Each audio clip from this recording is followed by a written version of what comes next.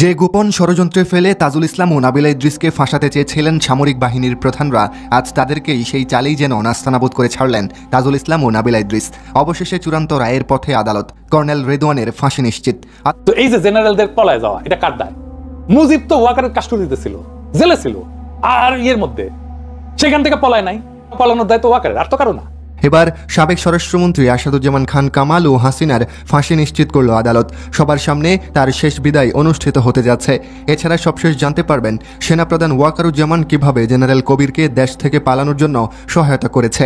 সব তথ্য এবার সামনে আনলেন অ্যাডভোকেট তাজুল। ফেঁসে যাচ্ছেন সেনাপ্রধান ওয়াকার। আন্তর্জাতিক অপরাধ ট্রাইব্যুনালের আইনজীবী তাজুল ইসলাম ও হোম কমিশনের সদস্য নাবিলা ইদ্রিসকে ফাঁসাতে চেয়েছিলেন সেনাপ্রধান ওয়াকারুজ্জামান।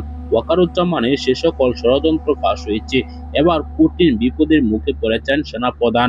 এবার গ্রেপ্তার হতে পারে বলে জানা যাচ্ছে। অন্যদিকে আরো বেশ কয়েকজন সেনা কর্মকর্তাকে সরাসরি পালাতে সাহায্য করেছে ওয়াকারুজ্জামান। কাকে কাকে পালাতে সাহায্য করেছে সে সকল ষড়যন্ত্র ফাঁস হওয়ার পর এবার কি অ্যাকশনে যাচ্ছে অন্তর্বর্তীকালীন সরকার ও আইনজীবীরা এই ভিডিওতে দেখতে পারবেন।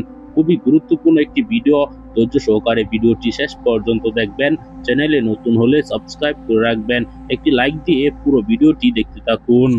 যে গোপন ষড়যন্ত্রে ফেলে তাজুল ইসলাম ও নাবিলা ইদ্রিসকে ফাঁসাতে চেয়েছিলেন সামরিক বাহিনীর প্রধানরা, আজ তাদেরকেই সেই চালেই যেন নাস্তানাবুদ করে ছাড়লেন তাজুল ইসলাম ও নাবিলা ইদ্রিস। অবশেষে চূড়ান্ত রায়ের পথে আদালত, কর্নেল রেদওয়ানের ফাঁসি নিশ্চিত। অত্যাধুনিক অস্ত্র হাতে একজন কর্মকর্তা পাখির মতো একের পর এক গুলি করে মানুষ মারছেন তিনি। নিজের দেশের জনগণের উপর এভাবে গুলি চালাতে তার মধ্যে কোনো অপরাধ বোধ কাজ করছে না। সাইকোপ্যাথের মতো ব্লাডশেড প্যাথ তৈরি করতে তিনি অলিগলিতে গুলি চালাচ্ছেন। যেদিকে রাইফেল ত্যাগ করছেন সেদিকেই পড়ছে। এই মানুষটির নাম লেফটেন্যান্ট কর্নেল রেদওয়ানুল ইসলাম।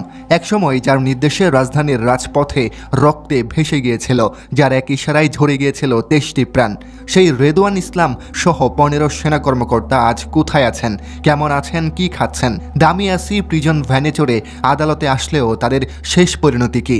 আজ আমরা সেই লোমহর্ষক অধ্যায়ের বর্তমান চিত্র তুলে ধরব, জানবো সেসব কর্মকর্তাদের কারাবাসের আদ্যপান্ত। তাই ভিডিওতে লাইক দিয়ে চ্যানেলটা সাবস্ক্রাইব করে আমাদের সাথেই থাকুন শেষ পর্যন্ত। ঢাকা সেনানিবাসের বাসা রোডে অবস্থিত একটি 3তলা ভবন।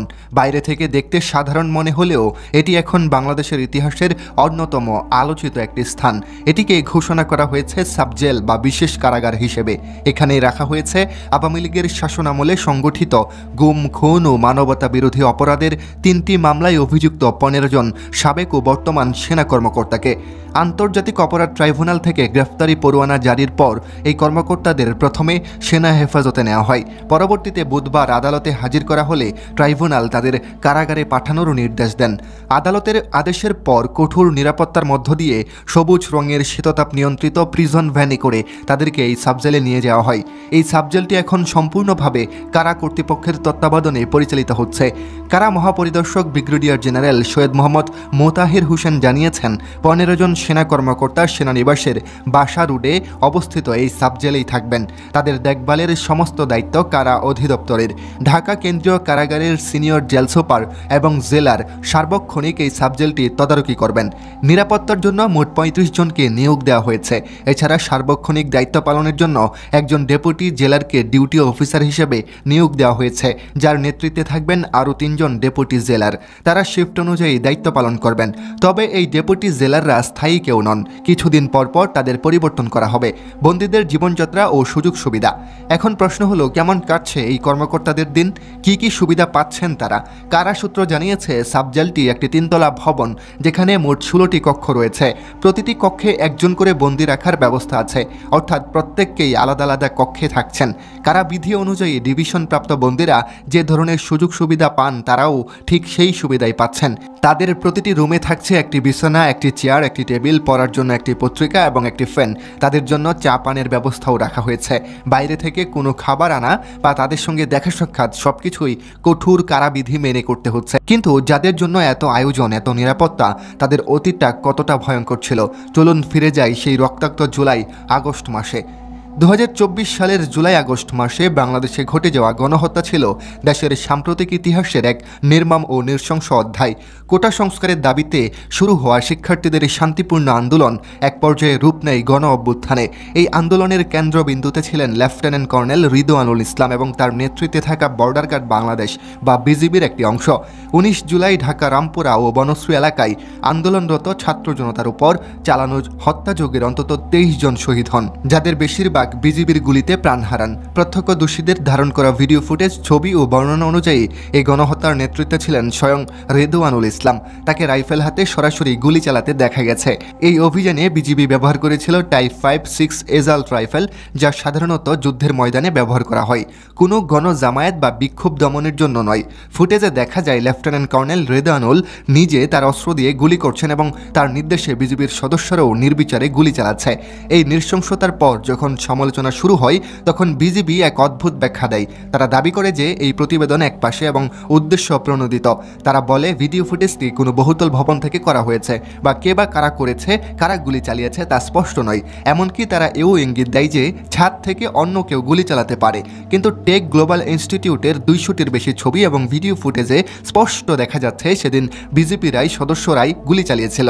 গণ অভ্যুত্থানের পর অন্তর্বর্তী সরকার দায়িত্ব নিলে এই মানবতা বিরোধী অপরাধের বিচার প্রক্রিয়া শুরু হয়। আন্তর্জাতিক অপরাধ ট্রাইব্যুনাল এই ঘটনায় জড়িত থাকার অভিযোগে 15 জন সেনা কর্মকর্তা সহ মোট 32 জনের বিরুদ্ধে গ্রেফতারি পরোয়ানা জারি করে।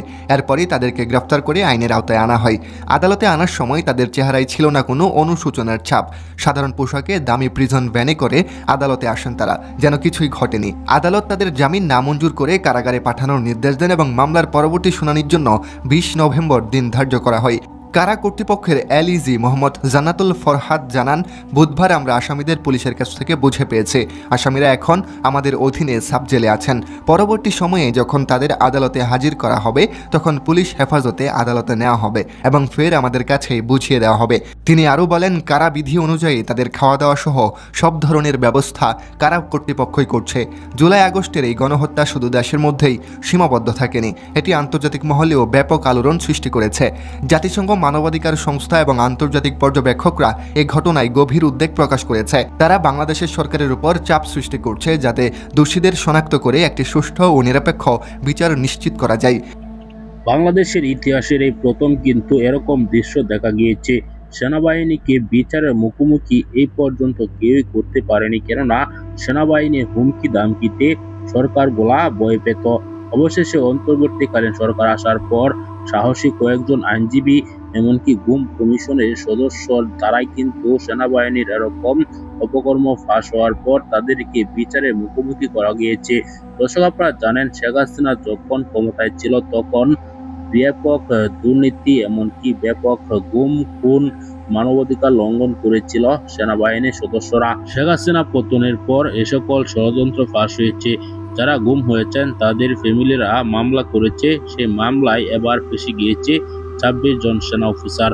ওয়াকারুজ্জামান তাদেরকে বাঁচাতে আন্তর্জাতিক অপরাধ ট্রাইব্যুনালের আইনজীবী ও নাবিলা ইদ্রিসকে হুমকি দিয়েছে। সেই হুমকির পর এবার তিনি নিজেই বিপদের মুখে পড়েছেন। যে কোনো মুহূর্তে ওয়াকারুজ্জামানকেও আটক করা হতে পারে বলে জানা যাচ্ছে। দর্শক, আপনি কি চান ওয়াকারুজ্জামানকে আটক করা হোক? এ বিষয়ে আপনার মতামত কমেন্টে জানাবেন। পরবর্তী নিউজ পেতে সাবস্ক্রাইব করবেন।